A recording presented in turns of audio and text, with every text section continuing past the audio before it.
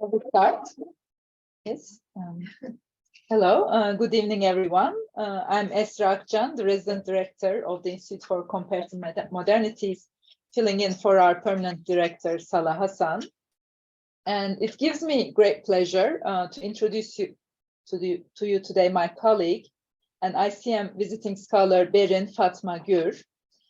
Berin has so many hats that I hesitated which one to start with and which order to follow. She's a gifted designer, a mature administrator, and a unique scholar. Educated as an architect and Doctor of Architecture at the Middle East Technical University in Turkey, Berin has been a talented designer and a design studio professor from the very early days of her career. Her designs and students' work always stood out in the same university where she continued as a full-time professor. And I would like to emphasize particularly Berin's involvement in the summer practice for the school, which culminated in her book Yaz Uygulaması and included in the anthology Radical Pedagogies, edited by Beatrice Colomina and her students at Princeton University. The summer practice is a long tradition at the Middle East Technical University of Turkey, where students engage in a participatory design and construction of a public building, a school, a community center, and so on, in a dispossessed or financially unstable village or town.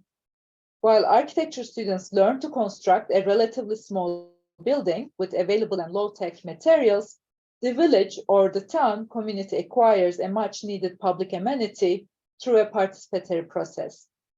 The program has built a strong reputation for being a socially engaged practice in the country.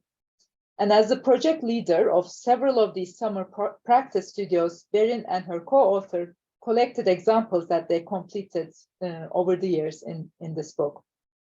So another hat, Berin has dedicated the last decade of her career to the establishment of a prestigious Department of Architecture at TED University in Ankara by serving as the founding chair and a vice dean. Despite being a new university and department, the institution quickly built its reputation as a top and principled program, and not at all an easy thing to do in Turkey's political climate these years. The program attracted many important and established faculty, in no small part due to Berin's administrative and social skills, wisdom, professionalism, and emotional maturity. I have visited the department as a guest lecturer and design studio reviewer several times, and I witnessed firsthand that this reputation is indeed well-deserved and owes much to Berin's leadership and commitment to the school. Shifting gears, Berin is also a very talented writer, architectural critic, and researcher with an acute eye for relevant topics and a good assessment for the direction the field should be taking. After having prioritized her high-level administrative responsibilities for the last years, Berin has finally taken a much-deserved sabbatical and is writing her book at ICM as a visiting scholar, and we are very lucky to have her. Berin is writing an incredibly promising book, provisionally titled Conquest and Melancholy, the Islamist-nationalist rhetoric of the conquest of Istanbul and the manipulation of architecture. This book will be unique for its theoretical and historical contributions. On the one hand, it will provide a discussion on the intertwined conceptualization of two seemingly different actions: conquest, associated with victory over possession, and melancholy, associated with grief over loss. The book will argue that political powers manipulate feelings of loss, victimhood, and sorrow for the consolidation of their nationalist and pious ideologies by using physical space and architecture as a propaganda tool. On the other hand, the book will demonstrate a powerful historical case where the current powers call on the conquest of Istanbul for this ongoing manipulation by organizing centenaries and commemorations. One of the major contributions of this book will be Berin's placement of the Hagia Sophia into the center of the debate, and thereby the demonstration of a powerful example where architecture, political ideology, and international relations converge. The reconversion of Hagia Sophia from a museum into a mosque on July 24, 2020 came as a surprise to the international community, but as Berin's book will show, This decision has been long building up due to a major cause of grievance and a sense of revenge among the Islamist nationalist groups. Hagia Sophia is a living monument whose physical attributes have been produced, transformed, added, and subtracted over time across 15 centuries. While there's of course no shortage of scholarly books and articles on the architecture of Hagia Sophia, Berin's book will be unique because it will situate the building in the imagination of both Turkish and Greek conservatism in the late 20th and early 21st centuries. While there's scholarship on the edifice till the 20th century, there's not enough analytical writing on the changing perception of the building among different social groups. This research builds on both Berin's doctoral dissertation on Istanbul and postdoctoral studies in Athens. And having read the manuscript of one of the chapters that will be published in a blind peer-reviewed journal soon, I can anticipate that her book will bring a fresh perspective to these debates and help readers understand what is at stake in the public reception of this building by different groups throughout the 20th century. And of particular note, of course, will be the link she creatively establishes between the conquest propaganda, melancholy, and formal attributes of architecture, such as the dome of the building and the panoramic gaze. So before Berin comes to the stage, I would like to thank Ashley Stockstill for making Berin's yearly visit and talk possible on so many levels, and for being such a gentle and committed program manager. As a matter of fact, these two women, Ashley and Berin, were the first to run for help and take me to the emergency room just yesterday, which is why I'm standing with these crutches today. So I really do not want to end this introduction before acknowledging the importance of their kindness, humanity, and emotional maturity. And I think these are qualities we rarely see in the academia. So I'll be forever grateful. So please join me in welcoming Berin Fatma Gül.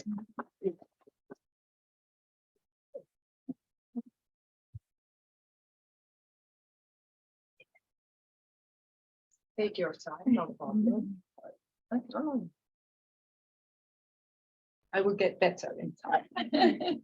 Just me.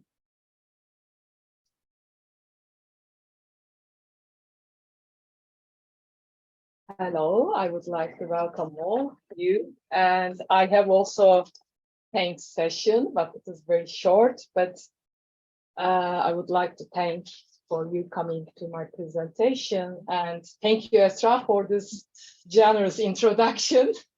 And yes, first I want to thank the members of ICM who made it possible for me to be here as a visiting scholar. I am delighted and honored to be at Cornell and Ithaca and part of the ICM community. Thank you. And my special thanks are to Esra Akcan, who introduced me to the ICM community and invited me to make this presentation about the book I am working on. And you well summarized the book. Thank you, Esra. The contribution of the book is well defined by you. And moreover, I too, H264, who supported me throughout the entire bureaucratic and non-bureaucratic process, starting when I was promoted here as a visiting scholar. Thank you. I cannot have started my presentation without mentioning Esra and Ashley's full support and company here in Ithaca.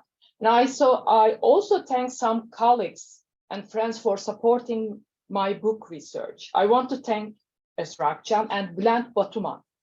They read my book proposal in its very early stage and provided fruitful and valuable comments that would help it develop and improve. Bülent Batuman is one of who gave me the lead to turn my research into a book project.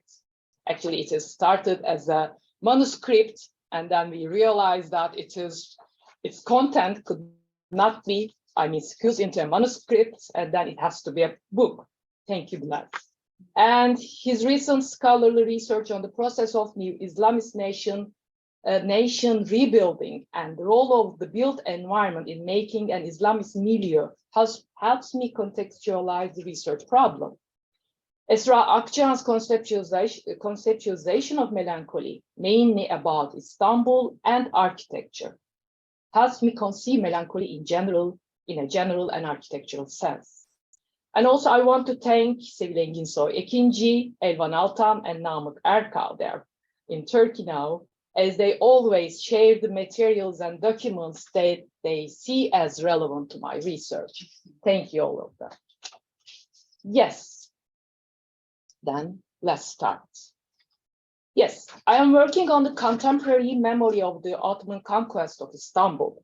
My primary concerns are how the conquest is memorialized by Islamist-nationalist imagination today, and how architecture plays a role. The Ottoman conquest of Istanbul on May 29, 1453, is a day of historical importance, making the end of the Byzantine Empire. Islamic world considers Istanbul's conquest the prophecy of Muhammad, who foretold the city's conquest by the Muslims. On that day, Sultan Mehmed II, later called Mehmed the Conqueror, entered the city in the afternoon and first visited the main church, Hagia Sophia. He commanded Hagia Sophia, the political and religious center of Eastern Christendom, to consecrate as the city's royal mosque, which would indicate turning the Christian city into an Islamic city. For the Islamist-nationalist imagination in Turkey today, the conquest is a very significant victory inherited from the magnificent times of the Ottoman Empire, believed to denote the founding moment of the Turkish nation. Turkish conservatism, which blends nationalist and Islamist streams and opposes radical modernism and secularism with emphasis on national unity, pays special tribute to this historical event and sees it primarily as an Islamic victory achieved by the Ottoman Muslims against Christian Byzantium. This historical event becomes a political tool in the nation rebuilding project by the Islam-rooted Justice and Development Party, ruling Turkey since 2002. The nation rebuilding project has aimed to redefine the nation in Islamic terms as the antithesis of the secular nation building of the early Republican period. With the foundation of the Turkish Republic on October 29, 1923, the construction of Turkish national identity through a state-led program of modernization and secularization was the main task. It was designed mainly founder Mustafa Kemal Atatürk and his followers, and is thus known as the Kemalist regime project. Today, Conquest Day is celebrated as an official national day, although it is not. The celebrations appear as an alternative and counter-commemorative practice to the official celebrations of the formation of the secular republic on October 29. The government organizes celebrations to remember Istanbul's conquest every year, which serves to enter a relationship with the past by producing images and symbols that fix its meaning. As part of the remembrance celebrations, a simulation of Istanbul's conquest is staged as if the city is never entirely theirs. The main slogan chanted during the parades is, "We are the generation of the conqueror." This slogan that arouses a community linked to the Ottoman Sultan through a kingship ties is against or an alternative to the secular slogan, "We are soldiers of Atatürk. We step into the footprints of our ancestor, that is Atatürk." On May 29, 1453, after observing Hagia Sophia's impressive and majestic interior, Mehmed II ascended to its central dome and gazed at the newly conquered Istanbul. Hagia Sophia, built as a principal church of the Byzantine Empire in 537, was a building of a significant size with a central plan and dome. Its dome provides a commanding view of Istanbul, pointing to the importance of aerial gaze. The dome was a platform for Mehmed II to have a specific perception of one of the renowned cities of history. On the dome of Hagia Sophia, Sultan viewed the panorama of the newly conquered city. He viewed Istanbul from the inside for the first time, which until then he had viewed from the outside, from the Ottoman side. The scene or moment of his ascending the dome has always triggered my attention. Actually, it has become one of my drives in working on the book about the Ottoman conquest of Istanbul. The provisional title of my book is Conquest and Melancholy, the Islamist-nationalist rhetoric of the conquest of Istanbul and the manipulation of architecture. One way or another way, the Dome of Hagia Sophia has provoked many people to be above it. Ali Sami Ülgen and Cahide Tamer, they are architects and mainly expert in restoration. And Ali Sami Ülgen is a very significant person in Turkey, known with his archive about Hagia Sophia. And I mean, what is interesting here is the Cahide Tamer with her high heels. He ascended to the dome and have her photo to be taken. Yes, I started to question what Mehmet II could see when he was at the Dome of Hagia Sophia through old Istanbul maps. They are the maps from approximately 1422. Yes, I'm an architect and scholar and think by drawing and sketching, because thinking by sketches helps me to focus on on the research from more of an architectural perspective. As you see in these all sketches, I try to understand what could be the what does it mean to be on the Dome of Hagia Sophia? What could he see on the Dome of Hagia Sophia? And then you will see in these sketches that, or I don't know where they are, there could be a relation with Panorama Museum will appear later. But this is how I try to understand my research, or work my research. As the title suggests, the book brings together two seemingly irrelevant terms: conquest, associated with glory and victory, and melancholy, associated with mourning and grief. Mourning and grief seem well in accord with the Istanbul of the fall, and thus for the European and mainly Greek side. But the association of these feelings with the Istanbul of the conquest seems relevant also in the case of Turkey, where the conquest of Istanbul Day is celebrated annually, although the city is within the country's national borders. As celebrations stage a simulation of Istanbul's conquest, the city is repeatedly reconquered every year. Reenacting and re-remembering Istanbul's conquest over and over indicates an unfulfilled state of a restless longing for the city, as if the city is never entirely theirs, as if they lost it. Although the conquest of Istanbul is highly a debated subject from various viewpoints, in this research, I read the Islamist-nationalist rhetoric of Istanbul's conquest through melancholy.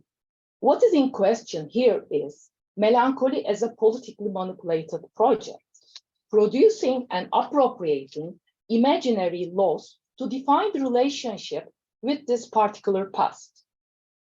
It is essential to this research to understand laws as a manipulated political tool that shapes our perception of and relations with history today. Therefore, the togetherness of conquest and melancholy in this book suggests reconsidering the conceptualization of melancholy. I argue that the paranoia of the Islamist national circles in today's Turkey has produced melancholy of Istanbul's conquest and its objects. I discuss the conquest rhetoric as a manipulated melancholy project of the Islamist nationalist imagination, which fixes the image of the conquest on special architectural images of its own mourning and produces lost objects, although nothing is lost, to use as a political propaganda tool. Therefore, I search for melancholy objects or lost objects of the conquest rhetoric through architecture and discuss how architecture is politically misused to legitimize Islamist nationalist claims and ambitions, intending to incorporate Ottoman Islamic history into national history. For them, this incorporation would indicate the Islamist victory over the secularists in Turkey. The issue to underline here is political paranoia that feeds on any form of fundamentalism and tends to identify itself with the unreal. As a politically manipulated project, melancholy suggests considering the relationship between melancholy and paranoia, and thus swinging from one to the other. That will bring, I hope, that will bring new insights into the Islamist nationalist obsession with the conquest rhetoric. Yes, I formulate the following questions. How is Istanbul's conquest represented in the Islamist nationalist imagination? What are the melancholy objects, or in other words, the lost objects of the Islamist nationalist rhetoric of conquest? What are the special political instruments of the conquest rhetoric? Architecture, as the bearer of clues to search for lost objects and special political instruments of the conquest rhetoric, thus become the subject of the book, such as Hagia Sophia, whose status as a prayer space, mosque, and secular space, museum, has always been the central issue of controversies, and Panorama 1453 History Museum, which annexed conquest as a panoramic spectacle. The book consists of 6 chapters, including an introduction and plus introduction and conclusion. Conquest and the introduction chapter will explain the book's key intertwining concepts, conquest and melancholy, and I state my critical position. The conceptual framework chapter will be political manipulation of melancholy. And this chapter will reconceptualize melancholy as a manipulative project. Although I know numerous scholars have worked on melancholy, I will briefly introduce this chapter by focusing on some scholars' works to clarify my approach to melancholy for this presentation. Melancholy, one of the significant subjects in history of ideas, has a long history with varying and opposing meanings that change according to time and geography. Today, it is a topic of interest for numerous contemporary writers and scholars working in diverse fields such as cultural theory, feminism, AIDS activism, identity politics, and special production. Among the earliest works on melancholy was the work of Aristotle, who defined melancholy as a necessary condition for genius. His work later influenced works on the subject in Renaissance, and Robert Burton's 1621 book, The Anatomy of Melancholy, is also among the earliest influential sources where he determines melancholy as a synonym for fear and sadness without a cause. The 20th century scholarship started comprehending melancholy through loss theories. Burton's definition of fear and sadness without a cause has become fear and sadness without a loss. Sigmund Freud's 1917 seminal essay, Mourning and Melancholia, introduced a new type of theorizing melancholy as analogous to mourning, emphasizing loss. His essay had the most significant impact on the modern conception of melancholy. Even though current scholarship in psychoanalysis challenges Freud's works, his essential discussion on melancholy continued to influence works on the subject. Although mourning and melancholy show some differences, generally they are reactions to a loss, to the loss of a loved object. However, unlike mourning, Freud states that, I quote, there is a loss of ideal kind in melancholy, unquote, and speaks of an uncertain loss. I quote, the object has not perhaps actually died, but has been lost as an object of love. A loss has occurred, but one cannot see clearly what it is that has been lost, unquote. Giorgio Agamben, in his well-known article, The Lost Objects, which extensively discusses the mechanism of melancholy, points out Freud's discomfort with this uncertainty in the sense that, I quote, although mourning follows a loss that has really occurred, in melancholia, not only is it unclear what object has been lost, it is uncertain that one can speak of a loss at all, unquote. Agamben sees the contradiction posed by a loss without a lost object and argues that, I quote, melancholy would be not so much the regressive reaction to the loss of the love object as the imaginative capacity to make an unobtainable object appear as if lost, unquote. He further states, I quote, this is the last quote, if the libido behaves as if a loss had occurred, although nothing has been lost, this is because the libido stages assimilation, unquote. That is the melancholy strategy. It stages assimilation of loss and thus opens a space for the existence of unreal by granting its object the phantasm of what is lost. If I come to my research, I refer to Freud as a point of reference, offering a baseline paradigm for a modernist theory of melancholy. On the other hand, Agamben helps me explore the concept of melancholy as a manipulated political project oriented around the problem of imaginary loss, or a loss, without an object. Judith Butler's suggestion to think about loss as constituting social and political relations is essential to understanding loss as a manipulated political tool that shapes our perception of and relations with history today. Melancholy is usually a productive way of overcoming a sense of loss. However, the melancholy I discuss is fueled by paranoia and is manipulative and dominating. The loss or lack of an ideal previously possessed is the reason behind melancholy as a project.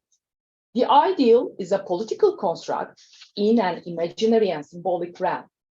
Melancholic attachment to a lost ideal and a desire to find it back in one of its representations is a political way of fixing, correcting the past that was thought not to have gone the way it should be.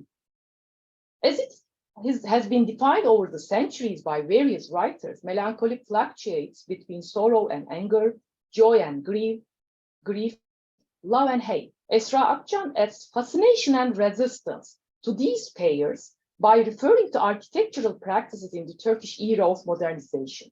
I, referring to Agamben, dwell more on the pair of possession and loss that constitute each other and exist simultaneously in a state which manipulated melancholy infiltrates. The appearance of an object as if lost is the condition of using it as a political tool and paves the way for misuse. But on the other hand, transferring the object to the position of loss becomes possible only on the condition of possession as a way to preserve this imaginary loss.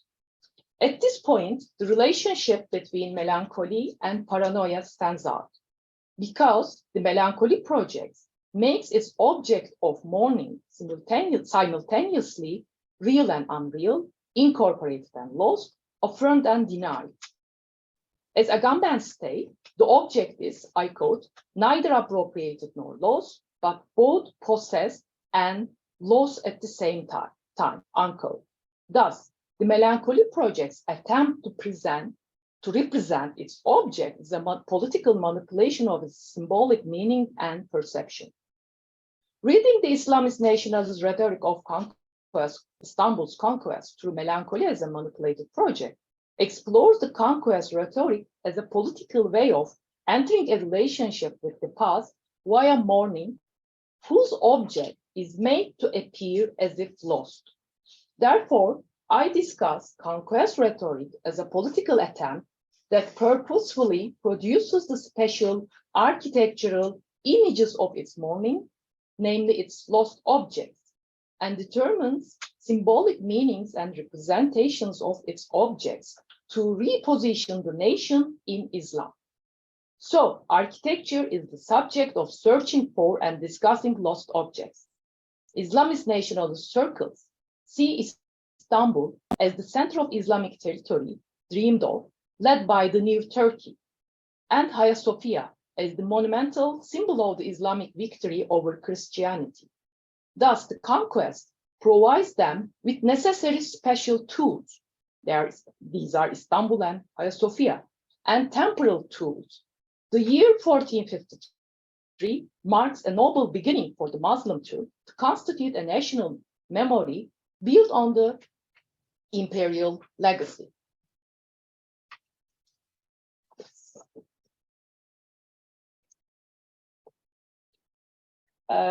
This is the, brief introduction of my second chapter, but I am not going to go through all these chapters. I am just going to read the titles. Yes, the second chapter will be the historical, political, social context, and the title, Remembrance Practices of the Conquest of Istanbul in the immediate aftermath and later. The third, political misuse of Hagia Sophia as the lost object of Istanbul's conquest. Today here I will present this chapter. I wrote it as a journal article and which is forthcoming in the journal Space and Culture. Panorama 1453 History Museum, Melancholy of the Lost City. And this is my favorite chapter, the conquest in a panoramic view on the Hagia Sophia dome and under the Panorama Museum dome. And the final chapter will be about the fall of Istanbul, Constantinople, the Greek side of the conquest fall, the memorization of the fall of Istanbul in Athens today.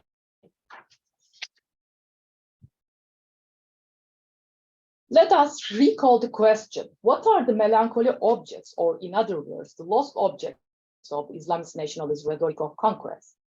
As architecture is the bearer of clues in searching for the conquest rhetoric's lost objects, I focus on the justification of the Islamist-nationalist ambitions and claims through the architectural medium. Thus, I examine Hagia Sophia as the lost object of the conquest rhetoric. Its political misuse as the lost mosque by Islamist nationalist circles is one of the focuses of this book. Their internalization of Hagia Sophia as a mosque and their longing for Mosque Hagia Sophia as an indispensable symbol of the victory of Ottomans and Islam over Christianity. But at the same time, the inevitable loss of this ideal due to the building's both non-Ottoman and non-Islamic history, and also its Republican history, can be considered among the causes of melancholy at issue here. However, despite decades of efforts to convert Hagia Sophia into a mosque, the Islamist nationalist imagination has wanted to possess the building as a lost mosque, because its registration as lost helps them to capture it as a symbol of reconquest and justify their ambition to nationalize the Ottoman imperial past.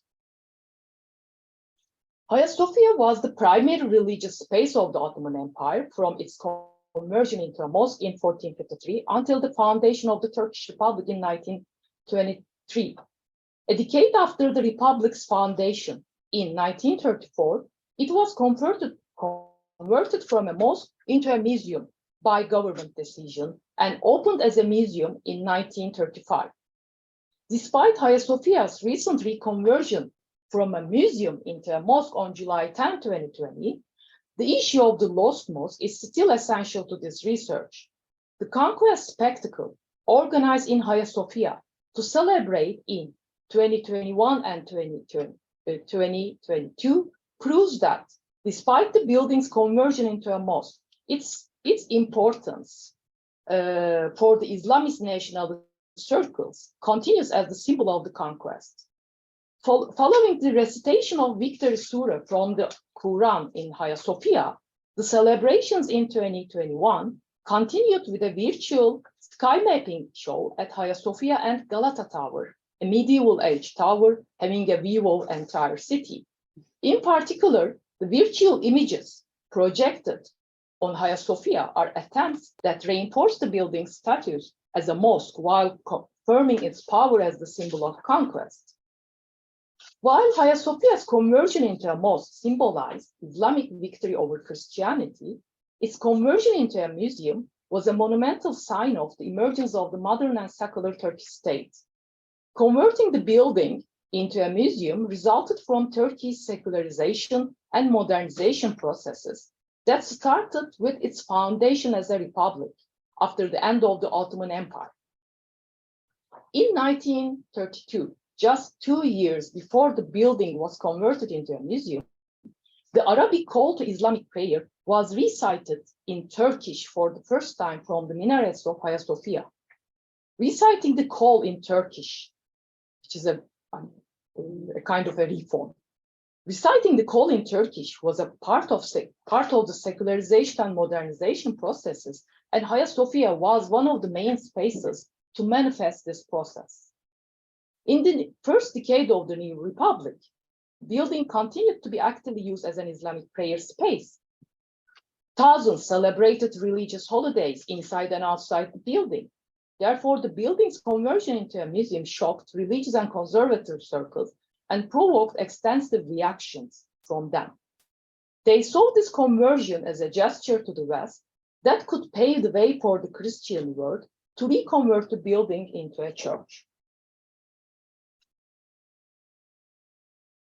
Since its conversion into a museum, opening Hagia Sophia to worship by reconverting into a mosque has been an issue on the agenda provoked by Islamist-nationalist conservative groups. These groups started to organize their separate conquest celebrations, resembling public demonstrations, and Reconquest was the central provoking theme of speeches delivered to crowds. For them, the idea of reconquest associated with Islamic accomplishment and imbued with prophetic mission has meant a way to save the Islamic civilization from the destructive effects of the modernizing and westernizing interventions of the secular state. Seen as the legacy of Mehmet the Conqueror and the prophecy of Muhammad, and idealized as the key symbol of the Ottoman conquest of Istanbul, the reconquest of Hagia Sophia has become the primary topic of the Islamist agenda. The building has always been the political space of the Islamist-nationalist rhetoric of conquest. The conquest prayer, performed in front of Hagia Sophia with the participation of thousands of people at every conquest celebration, shows that it has always been a mosque in the Islamist-nationalist imagination. The prayers were usually followed by slogans stating their request to perform the prayers inside. In their opinion, the building's reconversion into a mosque would complete the conquest of Istanbul. Therefore, it is not surprising that today, two controversies about Hagia Sophia in Turkey are centered mainly on its status, which oscillates between a prayer space, a mosque, and a secular space, a museum. President Tayyip Erdogan and then Ali Erbaş, head of Turkey's Religious Affairs Directorate, claimed that Hagia Sophia's conversion from a museum into a mosque is a reversion to its origin, in Turkish aslına rücu. Their claims hint at the conscious and obsessive creation of imaginary loss, or loss without a lost object. This so-called reversion to its origin is not a nostalgic but a conscious political attempt to reveal the lost Hagia Sophia in terms of the Islamist nationalist imagination.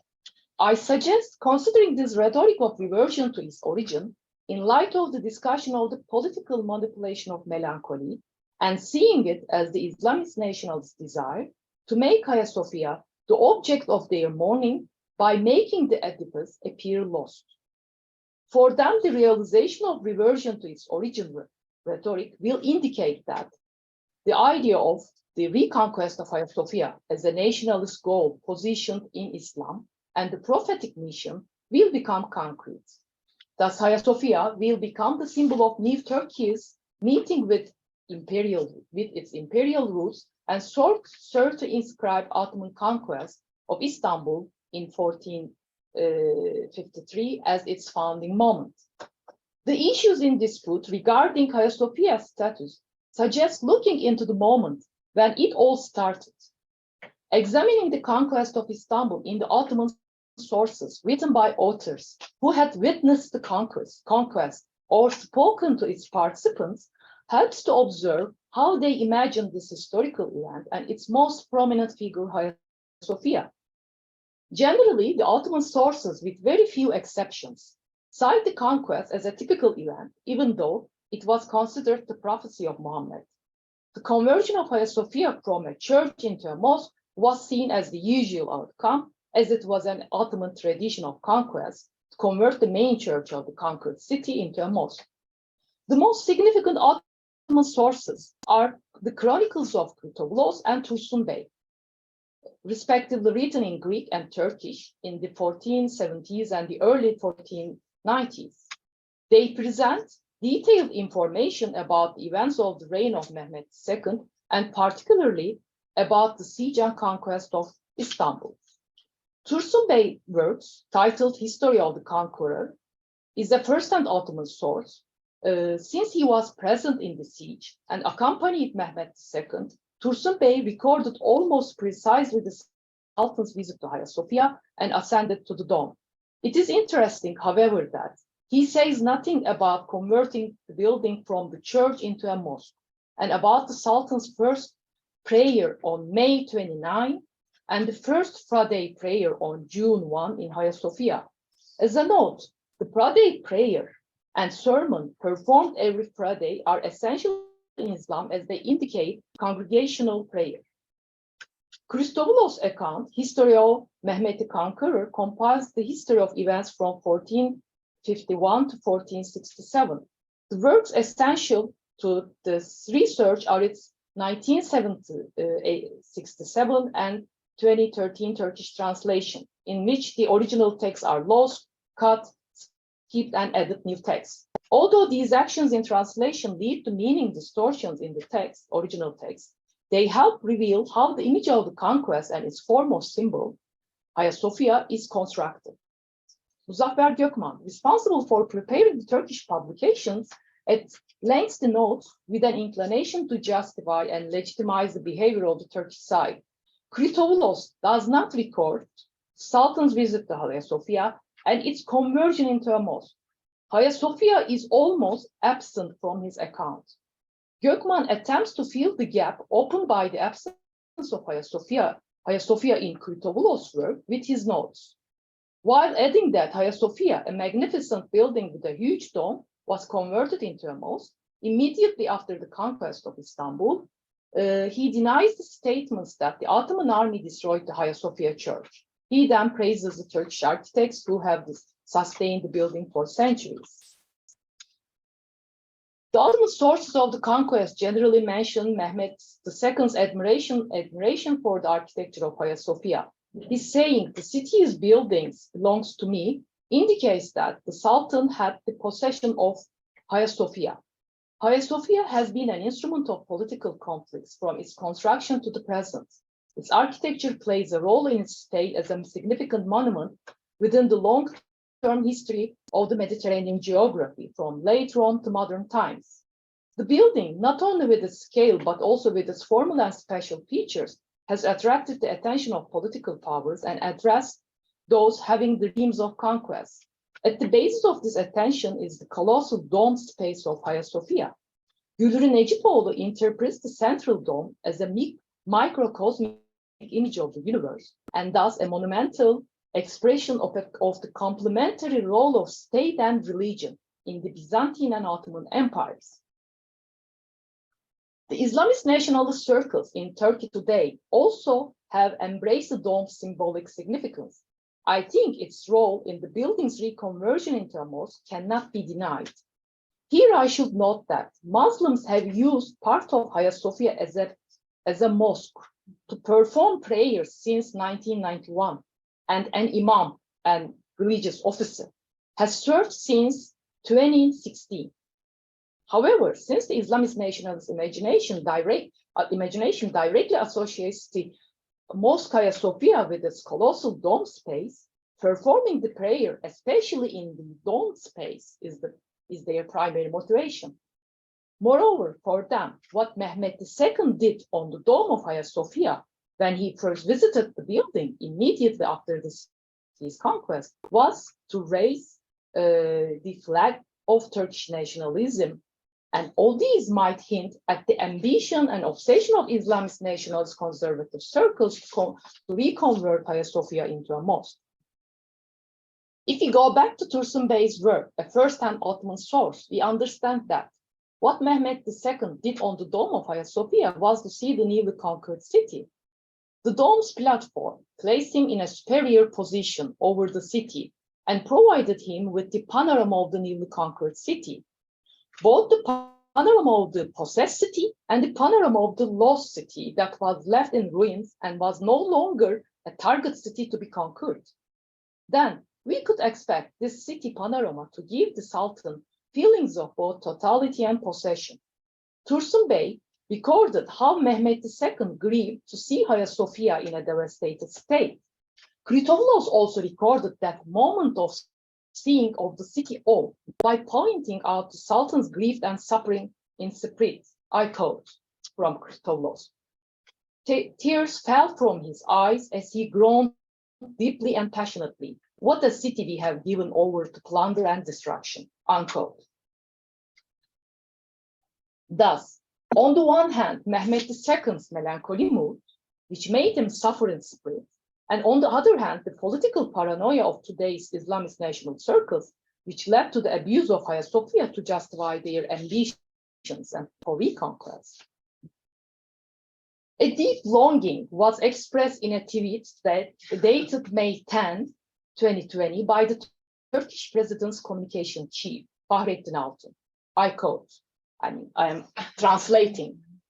We have been longing for it, but a little more patience. We will make it together, unquote. Accompanying this tweet was a photograph of Hagia Sophia, suggesting that it is the object of this longing. With his tweet, Altun promised success by converting Hagia Sophia into a mosque. Altun's post went viral with retweets, likes, and comments indicating that the Islamist coast opened for Hagia Sophia to be a mosque has lost nothing of its vitality. Istanbul's conquest anniversary in 2020, which coincided with the COVID-19 pandemic period, deserves special attention. It again proved the continued importance of the conqueror and Istanbul's conquest in the Islamist nationalist imagination. However, more importantly, it foreshadowed the upcoming change in the study of Hagia Sophia from museum to mosque. Mosques closed due to COVID-19 were reopened for public worship on the Conquest of Istanbul Day. Initially planned for June 12, the reopening was pulled back to the specific date, May 29, which was a political decision. I quote, "We will conquer mosque," said Erbash, head of religious affairs. As he explained the reason for the new date as a desire to show all that, they will be reconquering mosques on the 567th anniversary of Istanbul's capture by Ottoman Sultan Mehmet II. The conquest celebrations were broadcast live, and Hagia Sophia was the principal locus. The celebrations ended late at night with the recitation of the Victory Surah in Hagia Sophia. During the recitation, President Erdogan appeared on a large screen in Hagia Sophia to deliver a virtual speech. These images are the stills from the live stream. Hagia Sophia from the ground to the ground level to its dome and its commanding panoramic view of the city are recorded by a drone. And as you see from this images, Hagia Sophia is the locus of this live stream. On July 10, 2020, Hagia Sophia was reconverted into a mosque after 86-year break by order of President Erdogan. The decision, long demanded by conservative and nationalist Muslims in Turkey, pleased them because Hagia Sophia, once the Caliphate Mosque of the Ottoman Empire, as a museum, meant the loss of the building as a mosque or the lost mosque. Many scholars and specialists share that decision of Hagia Sophia's conversion to a mosque is related to President Erdogan's desire to stay in power under declining electoral support. It is a political move against the decisioned Kemalist regime that converted the building into a museum. The current government's advocates treat this decision as a purely internal political issue and take it as an opportunity, I quote, an opportunity to reverse the perceived Kemalist betrayal of Ottoman cultural legacy, unquote. They defend this decision by constantly reminding us of the victory acquired with the conquest of Istanbul, telling narratives of victimhood caused by the loss of Hagia Sophia as a mosque and revenge against the Kemalist decision. On Friday, July 24, 2020, Hagia Sophia opened as a mosque with a ceremonial opening, and it was streamed live, where the focus was on the architecture in addition to the president. President Erdogan recited a verse from the Quran before the Friday prayer. Then Erbash ascended the minbar by holding a sword and recited the Friday sermon. This accompaniment of the ultimate sword to the sermon dates back in history to the first Friday prayer performed in Hagia Sophia on June 1, 1453, just after the conquest of Istanbul. For Islamic circles of today and the past, the first Friday prayer at Hagia Sophia has been as significant as the day of conquest. So much so that the conquest celebrations in 1914 was also the celebrations of the first Friday prayer in Hagia Sophia and was titled The Anniversary of the Sultan Mehmet the Conqueror Conquest of Istanbul and the First Friday Prayer at Hagia Sophia Mosque. This title, which emphasized the fourth Friday prayer, shows that the conversion of Hagia Sophia into a mosque as the symbol of Islamic victory over Christianity was indispensable for conquest celebrations in the past. Evliya Çelebi, a 17th century traveler, depicted the first Friday prayer in Hagia Sophia in his work. He narrates when Mehmet II ascended the minbar with a sword and recited the Friday sermon. Sword in hand was the symbol of the ruler and gave a message of the city's conquest and that Hagia Sophia was a mosque acquired through holy warfare. This narration of the first Friday prayer at Hagia Sophia has formed the image of the rhetoric of the ride of the sword and conquest, which Islamist-nationalist political circles today often resort to reconvert the building back into a mosque. Thus, reenactment of this first Friday prayer by Erbash giving a sermon with a sword is an action with apparent military reference and shows that the space of Hagia Sophia is for the connection mainly between believers and political authority. The motivation behind this reenactment is the reappropriation of Hagia Sophia as a symbol of reconquest. Today, Islamist nationalist imagination seizes the lost Hagia Sophia in a selected fragment of the past, where the building served as the Ottoman Imperial Mosque. In doing so, they alienate the edifice from its historical context. However, as stated by Necipoğlu, the Ottoman sultans appropriated Hagia Sophia as an imperial and religious symbol with, I quote, an awareness of its former significance, as well as a shared language of architectural forms, transcending the mere possession of a Christian sacred space by Muslim conquerors, unquote. Nevertheless, the rhetoric of the reversion to the origin as a mosque manifests itself, as also stated by Esra Akcan, by erasing history at Hagia Sophia. It erases not only its long Christian history, but also in Christian history covering the years between its construction as the Byzantine Basilica in the 6th century and Istanbul's conquest in the 15th century, but also its secular history, starting with the foundation of the Turkish Republic. Architectural interventions immediately after the decision to convert it into a mosque are indications of this erasure to a certain extent. A carpet covering its marble floors, a curtain concealing the Christian imagery, a panel of persuasion hiding the scaffolding tower used for restoration. Reactions to Hagia Sophia's reconversion into a mosque express the rightful concerns about its Christian figural imagery covered up during prayers. On the Ottoman intervention in figural mosaics, Cyril Mango and Necipoğlu refer to foreign travelers' works and drawings showing that Christian imagery remained visible for almost 1.5 centuries after the conquest. Thus, it seems that the Ottoman sultans did not have any problem praying under the images of the Virgin Mary and Child in the apse. As understood from Mango and Necipoğlu's works, Ottoman intervention in Christian imagery was gradual. The earlier toleration of figural imagery was not shown in the following centuries, and conservatives exerted pressure to cover the figural mosaics at the beginning of the 18th century, and this pressure was heightened by the rise of nationalism in the 19th century. The current troubling architectural interventions to the spatial and iconographic features, marble floor and figural mosaics of Hagia Sophia to make the building ready for prayer, recall Agamben's discussion on alienation in association with melancholy. The politically manipulated melancholy project adopts alienation as its reality. It alienates the object from its context and transforms it into an image of its mourning.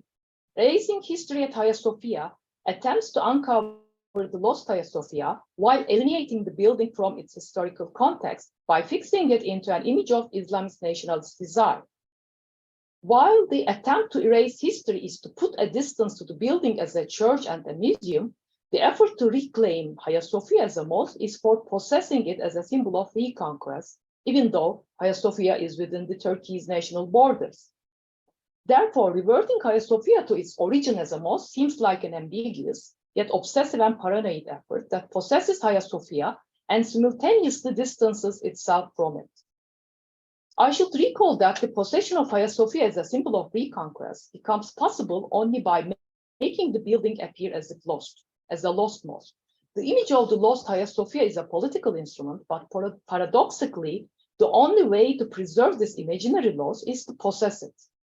Agamben's discussion that, I quote, in Melancholia, the object is neither appropriated nor lost, but both possessed and lost at the same time, unquote, helps to understand the state of Hagia Sophia oscillating between being possessed and lost as the condition of a political instrument.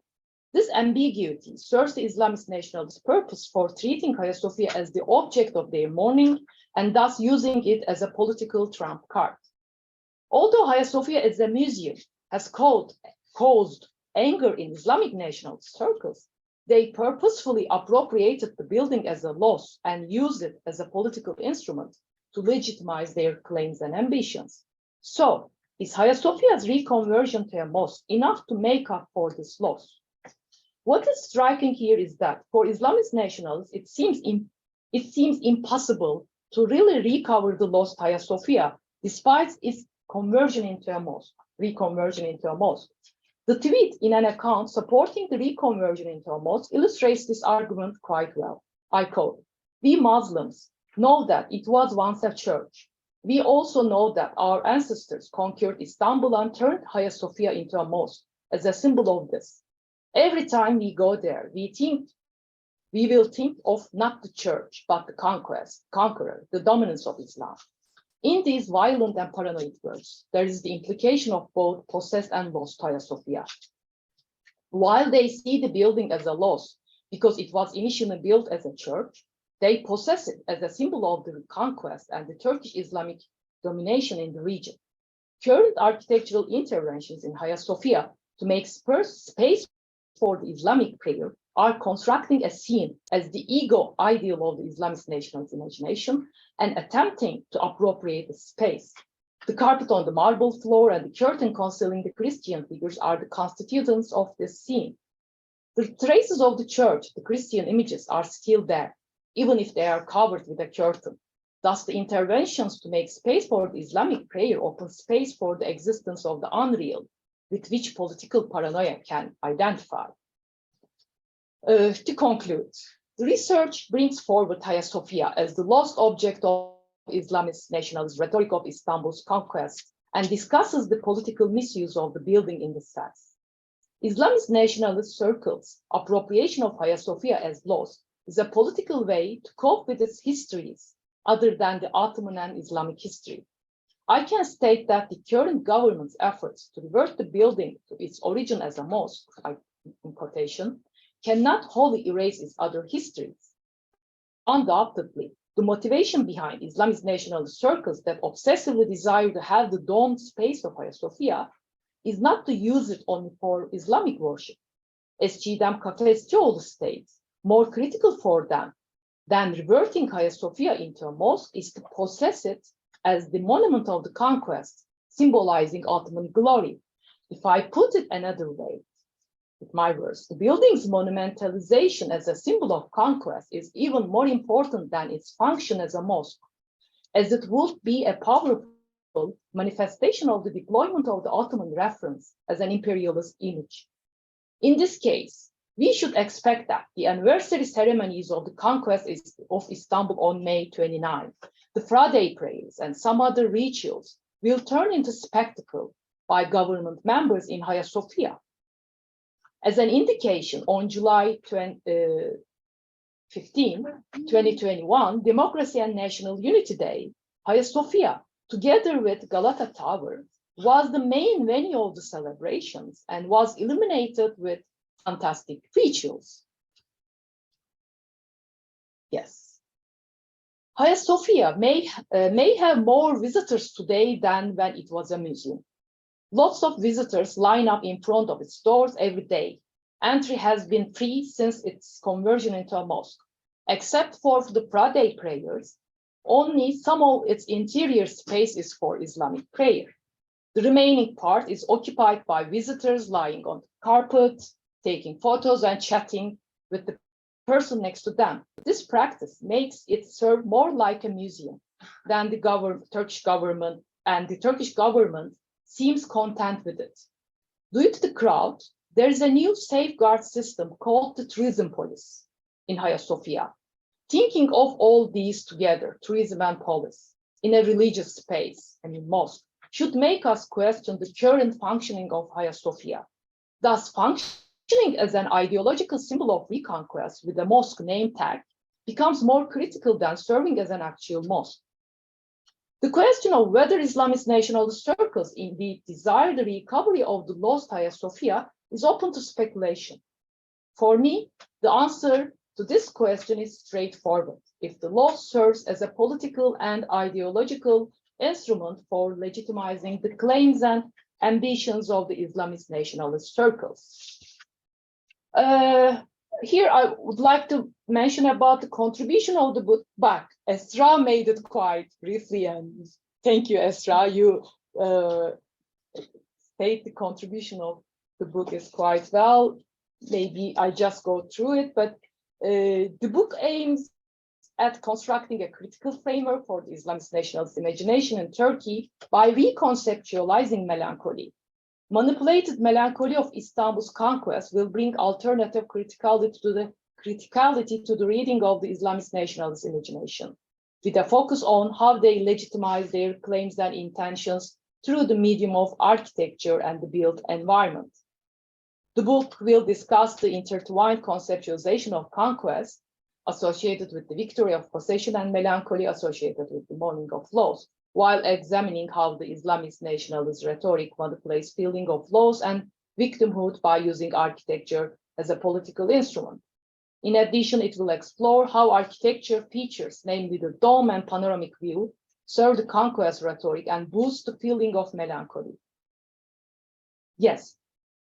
Although there's a significant amount of scholarly research on Hagia Sophia, I intend to critically analyze how Turkish and Greek religious nationalists and conservative groups envisioned the building in the late 20th and early 21st centuries.